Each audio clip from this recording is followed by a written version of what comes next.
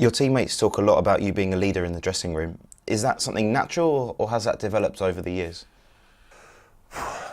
A leader in the dressing room is, I mean, everyone has his own personality and brings something to the team. So our dressing room is really lively, and we've got different characters, young talented players who sometimes look up to experienced players, and I think in that case I have a role to fit or role to play there, and I do it in my honest way. So things I learned, things I grabbed during my career, which I think are very important throughout the season, is really to be like genuine to all of the lads, and treat everyone equally but differently. That is always something I learned is really something I want to do in the dressing room. So yeah, but there's not something that, or a hidden secret or something. I just go there and want to contribute. When you were at Werder Bremen, you occasionally captained that side. What did you learn from that? Because you were still quite young at the time. And then I left the club.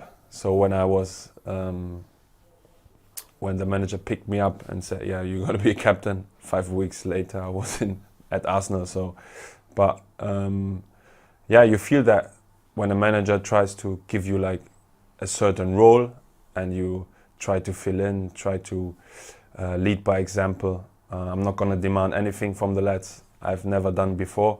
So it's something. If you speak, you need to have something you did before to like emphasis this. So it's really something for me to be honest with everyone in different situations, that they feel okay.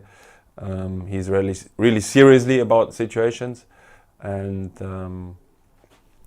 but I've learned a lot, and not only at Bremen. When I started, I went through periods where it was difficult for me, because you have to perform well to earn the respect from the lads first of all, and then things come with it, with that.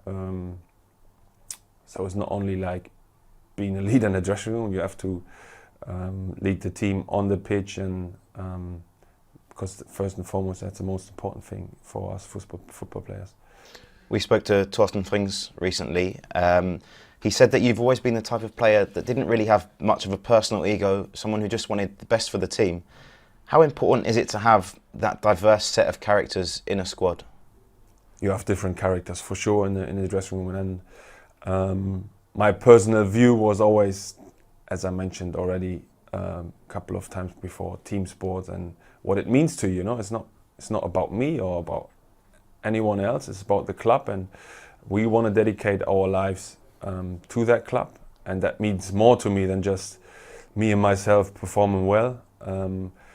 I think there's type of characters you need in the squad who just take care of their games, not to lose a lot of energy. So you've got different type of characters in there for sure, but my approach was always, I feel good when everything is like in place, planned, organized, and try to communicate well on and off the pitch, so that the lads know when I say something, it's honest and it's the truth. So they will understand if I speak to them off the pitch and on the pitch. So I won't change it.